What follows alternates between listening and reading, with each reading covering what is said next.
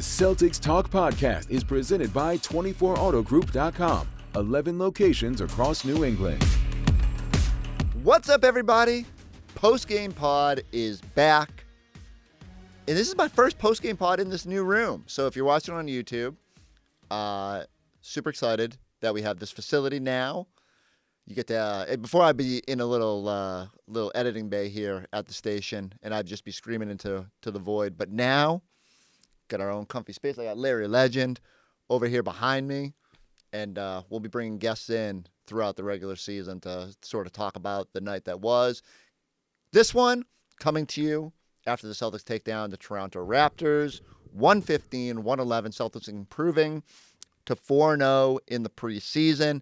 You know, look, it was a back-to-back, so we decided to just kind of wait through these two games and kind of take a big picture step back. Celtics have been dominant in these last two games. First halves have just been unreal. 71 points the other night, 69 tonight. Just some nice efforts from the Celtics in establishing a tone, regardless of whether their starters were available, regardless of whether the other team was playing their starters, just really taking it to them. And if you didn't watch tonight's game, you'd sort of step back and say, oh, Toronto stuck close and made it interesting late. Felt like Joe Mazzulla sent his team out there in the second half with the idea of, hey, let's work on some stuff. Let's try to score in the half court. The Celtics so good at generating in transition and just getting those quick threes. Got a little rockier at that point, but I really like what I saw. So what I wanted to do is kind of, all right, we're 4 games in. We got one more to go, and we'll get to that later. But when we start to look ahead, I think that's a big one to finish up this preseason. But who's trending up? I don't love the idea of saying who's trending down, but we'll get into some guys that have some work to do that maybe haven't differentiated themselves quite yet.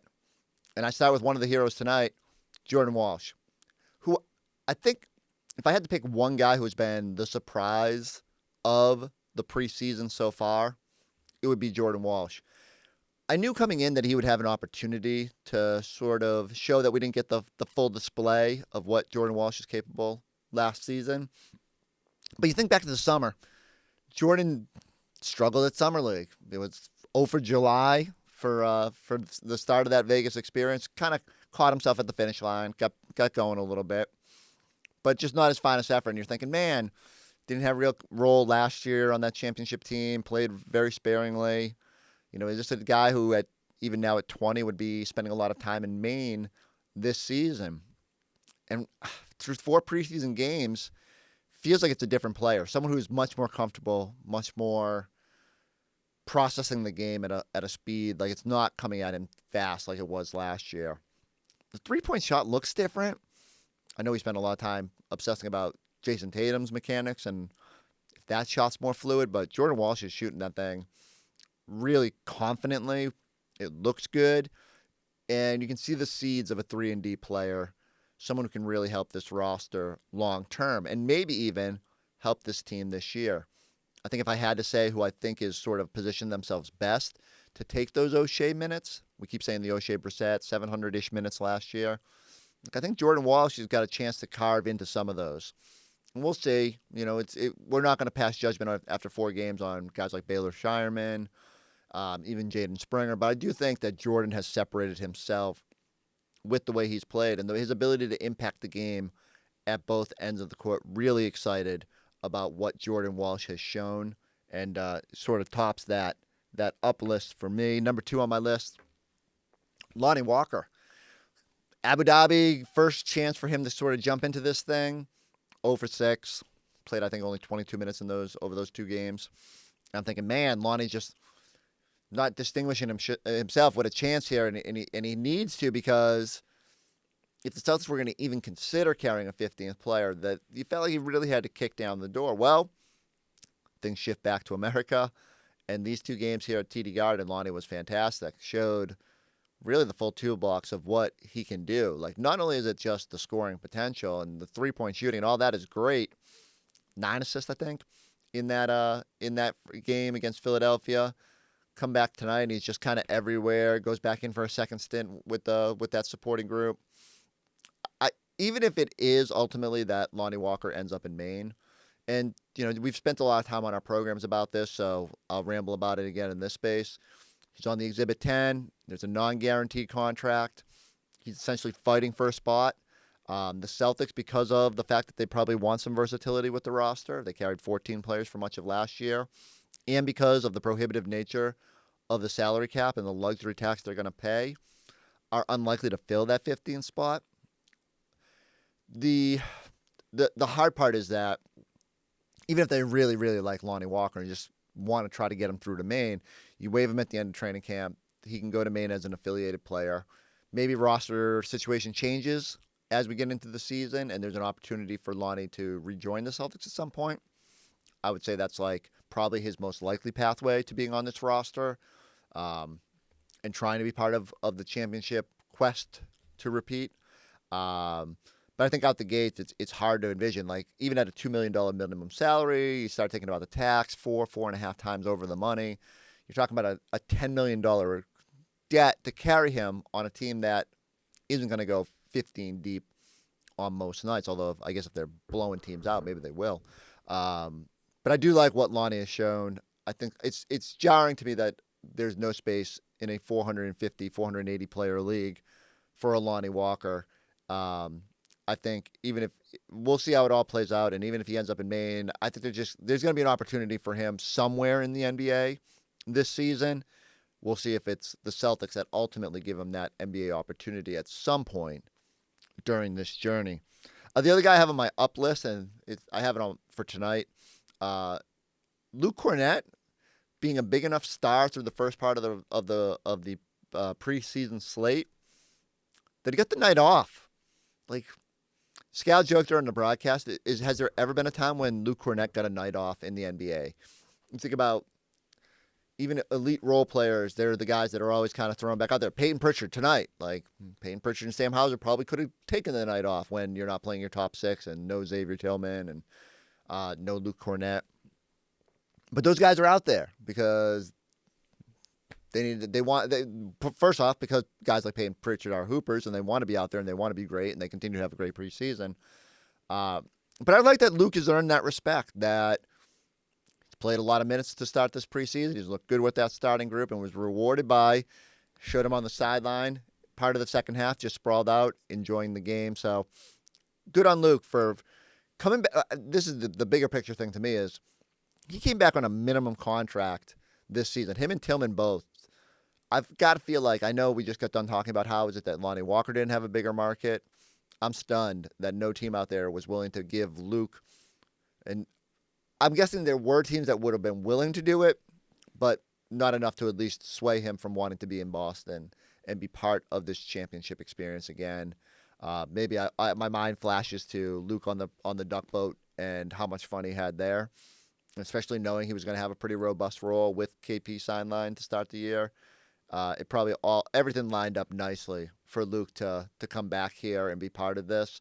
And he's looked really good with that starting group. So whether he's coming off the bench this year, even if Horford comes out and plays and starts with that group while KP's out, I really like the potential for what Luke Cornett can do with this team.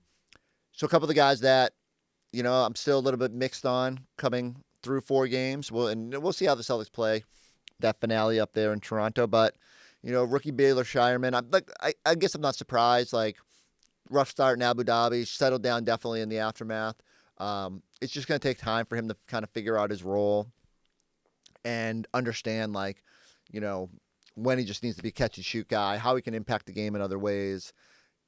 I guess it's the least surprising thing that a rookie, it's going to be a little bit of a learning curve. After 4 games, we shouldn't expect them to be hitting the ground running. But at an advanced age, you do just expect that, he probably had a better chance of showing early. I think about when Payton Pritchard came in and had all that experience at Oregon. So, I just think there's going to be a chance here for Baylor to show more down the road. Just hasn't been able to sort of do that early on in this preseason. Jaden Springer, it's interesting to me that out of the gates there to start the preseason, him and Jordan Walsh were in there together, and then it feels like Jaden's minutes have come back to earth. Maybe that's just they understand what he is. Really aggressive defensively to the point where I think he had a couple unnecessary fouls. But, obviously he can get into the ball. He can be a disruptor. hit a three, I think, in the second half of this game. You can see that there's more offensive potential than maybe we saw last year. I just think the Celtics need to figure out what their long-term plan is with Jaden. Trading the second-round pick last year to bring him in. Is there a role for him on this team? Is he someone that you're willing to pay that money? $4 million, I believe, this year. Like, he is a tradable asset at some point during the season. So just a lot of question marks there in terms of, like, what his long-term future is. I love, like, the athleticism and what he can be. I just think Jordan Walsh has distinguished himself a little bit more. Also in the down column, the Raptors. But then they actually had a good second half, in part because the Celtics sort of downshifted. But that doesn't look anything like the Raptors teams of years past. We were joking on our broadcast. The Raptors from the bubble, OG Anunoby, Norm Powell, Pascal Siakam, Kyle Lowry, like, things are a lot different up there. And Scotty Barnes hasn't quite taken that leap to get them to another level. So that's not the Celtics' problem. It is their problem on Tuesday when they have to go up to Toronto. So let's wrap on this. Looking ahead, preseason finale up in Toronto. What am I looking for? Well, Al Horford sounds like he's going to play his only preseason game. Eager to see if Al can shake some rust. He's been doing this a long time, 18 years in the league, right? I suspect he'll be able to kind of get up to speed and be ready to go without the benefit of a lot of games, but they do need him to just get some reps and just get ready for not this Tuesday night, but next Tuesday night when they launch against the New York Knicks. I'll be eager to see how much the starters play. I think starters probably aren't thrilled if they got to break out their passports and head north, but because you're going to essentially be playing your only game within what amounts to a 9-day span, like because starters don't play tonight, so their last game would have been Friday, nothing until Tuesday the 22nd when they play against the Knicks. Feels like they're going to go pretty hard. I know they'll have some practice days too in there to crank it up, but I just want to see if the Celtics can get this thing going. And, look, when they've wanted to be great in the preseason and when they've turned it up, outside of that first 5 minutes against Denver when they had a little bit of rust, and ever since then, that starting group has been really great, whether it's been Luke or whoever they've subbed in there with that group. I feel really confident in them. I'd be lying if I said I'm not really excited to get these real games going. But that doesn't mean you cannot listen after Tuesday night. We'll be right back here on the Postgame Pod, getting ready for the regular season, starting to ramp up to opening night against the New York Knicks. So, I'm going to give you the normal rundown. Go like, subscribe, check us out on the YouTube page, especially now that we got this fancy studio to do the Postgame Pod in. Here's the rest of our Postgame Pod. Preseason Pritchard is something that Eddie House does not want to continue to call him, but he continues to just ball out the way he does, 4 straight games in double figures. Chris, what's your takeaway? Yeah, so whether it's Pro-Am P, preseason P, regular season P, playoff P, he's just so good. Whenever there's a basketball game going on and Payton Pritchard has a chance to leave an imprint on it, that's what he does. And so that's what I figured would happen tonight with most of the guys taking the night off. Pritchard gets a chance to shine, dominated. That first quarter sets the tone. If you could look up in the morning, you just look at the box score, you'd be like, oh, this was a close one. Really wasn't. From the beginning, Pritchard set a tone. They dominated that first quarter and that first half, and you feel really good about where this team is after 4 preseason games. You feel so good, you're like, can we just get to the regular season? I know we got to get Al Horford a game on Tuesday, but I'm ready to hit the fast forward button. We need games that matter. We do. And, it is cool to see, though, Payton Pritchard doing his thing. I mean, 5 threes in this one. But what amazes me most about his game is you can put him with the starting group, or like what we saw tonight, the starters weren't there, right? Or they were there, but they didn't play. But you have a mix of these guys, and he continues to not only knock down treys, but do the little things. Oh, my gosh, he's just so good out there. And this is why I go back to it. He's going to have a monster year. And maybe that's stating the obvious based on the development we've seen, the way he impacted the playoff run last year. He's always a net rating darling. I don't get caught up on the shot making. It's just the way he impacts the game overall. I love the 9 assists out there, making things happen for everybody. I think, because people keep saying to me, how do you patch not having Kristaps Porzingis to start the year? Well, you know what you do? You play Payton Pritchard more. Period. You give Sam Hauser more minutes. I know they're not the typical size guys that you think about when you're replacing Porzingis, but I think Pritchard is just going to have a monster year. He's going to play a ton, and he's going to be in some conversations for awards. I thought he was going to dunk that. He was going up for the bench point nuts. He's only had 1 dunk in his career. He was going to have 2. He was going to go up for it. The bench was getting excited, and they were He's going to hear about that. That'll be a big talking point after this game. When the reporters get in the locker room, everyone's going to be like, we're going to give him some heat. You got to be able to dunk it. He had one against Orlando like 2 years ago. Lefty slam. I thought he was going to go for it again. Seemed to be motioning like, oh. It's the preseason. Yeah, you know. Let's see what's up. All right, Abby Chin is standing by with another guy who had pretty significant minutes here tonight, Neemias Queta. Neemi, congratulations. You and that starting group really got it rolling in that first half. What did you guys find together? We just wanted to play fast, play the same way we would play anyways, keep the ball moving and then play defense and get through screens and rebound the ball at a high level, and I feel like we did that. You were everywhere, did a little bit of everything, finished with a double-double, including 15 boards, also got 5 dimes. What were you trying to show? Just a little bit of versatility. You know, we always out here plugging holes and figuring out where our holes may be every single night, but just playing hard and filling in on wherever the team needs me. So I feel like we played hard and just got a little bit of everything done. How important are these nights for you guys in that Stay Ready group? No, it means a lot to us. We don't get a lot of opportunities to come out here and like play as many minutes as we did tonight, but we just got to take advantage of them and just play as hard as we can, and we're glad we got the win. How special is that reserve unit on this team? No, it's special to have a group of guys that are so talented deep down the roster and like playing hard as we did. Like, I mean, that means a lot to us, and hopefully we can keep doing that so we can win the games during the season when guys are out. Finally, what does it mean to see Joe Mazzulla out here coaching like it's the playoffs? I mean, it doesn't matter with him. Every day is an opportunity for him to come in here and just coach at a high level, and I feel like he does that at a really good job, and we're just blessed to have that opportunity. Neemi, thank you. Congrats again. 15 boards, 5 assists, 12 points as we welcome in both Drew and Scal. And here's a guy who's able to, oh God, Scal, do I say it? Step up, but he did. Yeah, he stepped up. He stepped up. I had to say it. Yeah, you had to. And, you know, one thing about this team, it's going to need superstar role players, and Queta filled that role. And I think we got to give Joe Mazzulla a lot of credit. You know, people have said, oh, you know, he's top 16 coach, top 14 coach. Who said this, by the way? Where'd that come from? There was a coaching poll. Yeah. Right, of course, Spoelstra's #1. Was it the GM survey? No, it wasn't GM survey. Okay. But it's one thing, like, you could do it with the starters. Everyone said he has a great roster.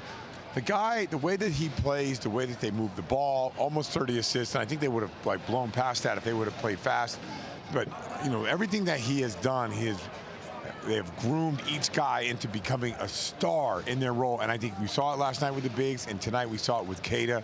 Dominating the inside, dominating the glass. He was a presence on both ends of the floor throughout that game. I'm with it. He's one of the best coaches in the league. He pushes the right buttons. He's a master motivator, master X's and O's guy, and we know how he feels about the numbers and how they maximize that. Tonight, a testament to that. I mean, I don't know if people are going to be nervous or worried about what happened in the second half, but no. I think you made a great point. You made a great point about what was happening during the game, which is that they're testing things. This is the time to do it in the preseason. Yeah, it looked like that to me. Yeah. I don't know what they were actually doing because I wasn't in the huddle, but it looked like to me they wanted to work on their half-court execution. Joe Mazzulla sending them on side quests. All right, Drew, let's go from the coach to the GM. Lonnie Walker has made an impression on this preseason. What are you doing? Because I heard you breaking down the Exhibit 10. You put in your research. Should they carry him with that 15 spot, or do you run the risk of sending him to Maine? I'm going to hit you with the Uno reverse card, Forsberg, right now. How much is it going to How expensive is it going to be? This is what you want to talk about, not because us. you know, Forsberg, you can tell us what it's going to cost with a luxury tax, and it's not the same you'll see on Spot Track or whatever. So you tell us, can they do that? Uno reverse. Man, he hit me with it right here. So, like, look, if they try to carry him into the season, let's say his minimum contract is $2 million. It's somewhere in the 4.5 time range multiplier. It's going to cost you somewhere $8 to $10 million to carry that player on the roster. That's untenable for a team that's deep into the luxury tax that can't probably play 14 people deep, 15 people deep. But I do think there's something to the idea of, like, will there be some roster shifting later in the season?